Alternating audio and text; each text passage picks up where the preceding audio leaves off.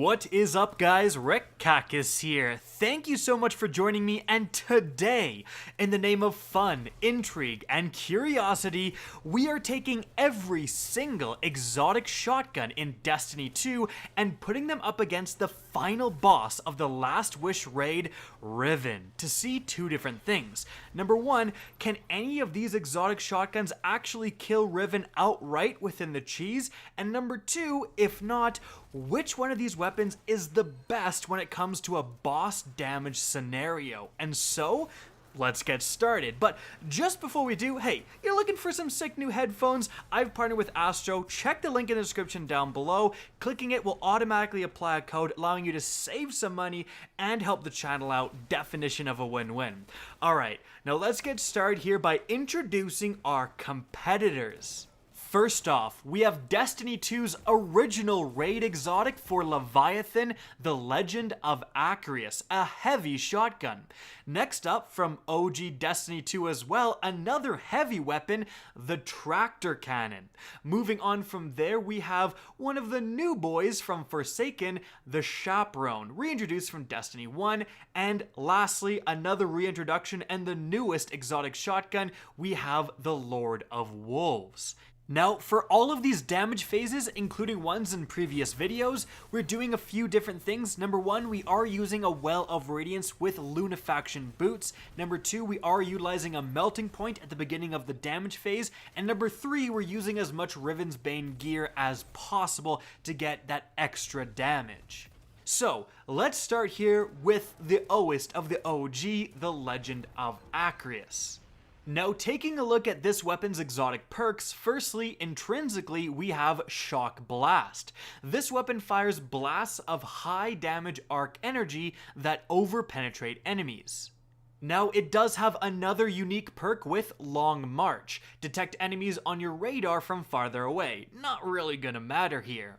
So, testing out the Legend of Acrius, well, things are pretty interesting because, as you can see, when we roll up against Riven, the problem is that the Legend of Acrius does not have great range. It's actually a really interesting shotgun in that it does a ton of damage and then just kind of cuts off. So if you were anywhere near that cutoff, you're going to be doing absolutely no damage. And of course, when we're on the ground, how can we reach a Riven's crit that's way up above us?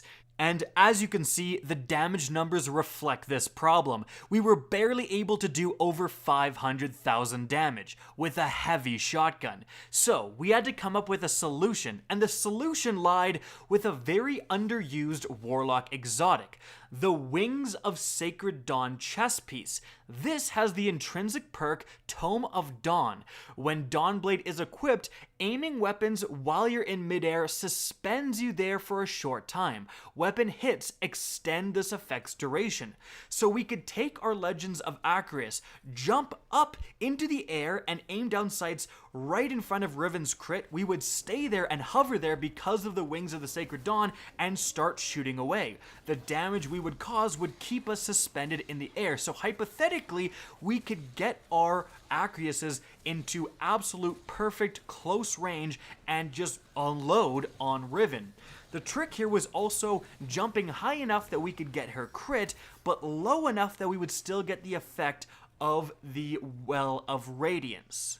However, as you can see from our attempts, in practice, it's a little bit more difficult than in theory. Hitting that golden zone is difficult, and also, apparently the Acrius has so much power, it pushes you backwards as you're shooting it, so you will naturally float away and then stop doing damage altogether. Very, very bizarre.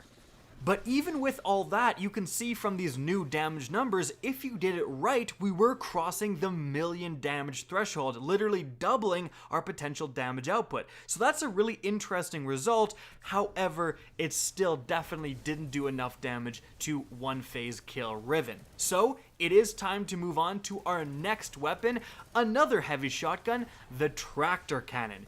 Here, I mean, this was just pure curiosity. The tractor cannon, its exotic abilities are more for buffing other guns than improving itself. Its intrinsic exotic perk is Repulsor Force.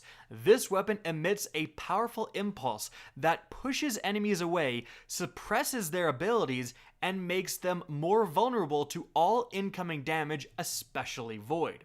Now it does have another unique perk here with the Scientific Method. Damaging an opponent temporarily increases speed and handling. So, after taking this weapon and putting it up against Riven, as you can see, the results are pretty much what you would expect. It just doesn't do a significant amount of damage. I mean, the first time I did the most with barely over 250,000, and yeah, the tractor cannon just doesn't do enough damage. And we were even trying to get into that crit range with our Wings of Sacred Dawn again. However, it seemed like the tractor cannon actually did a little bit more damage when you were down below because it was hitting like multiple mandibles. It definitely had some weirdness to it, but yeah, damage not great. And so it is time to move on from there to the Chaperone. This weapon's intrinsic perk is Precision Slug. Fires a single slug precision round. It also has another unique perk here with the Roadborne. Precision kills briefly grant bonus handling, range, and precision damage with this weapon.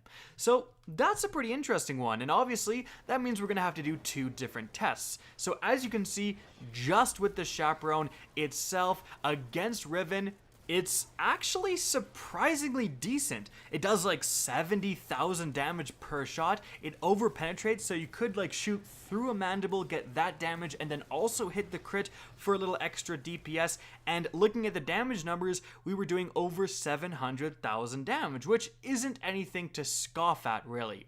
But how is it when you trigger its extra damage dealing perk? If we were to kill an enemy, like leave some Scions alive, kill one just before we're able to damage Riven, is that going to have a marked increase in damage? Well, it turns out, as you can see, it actually does.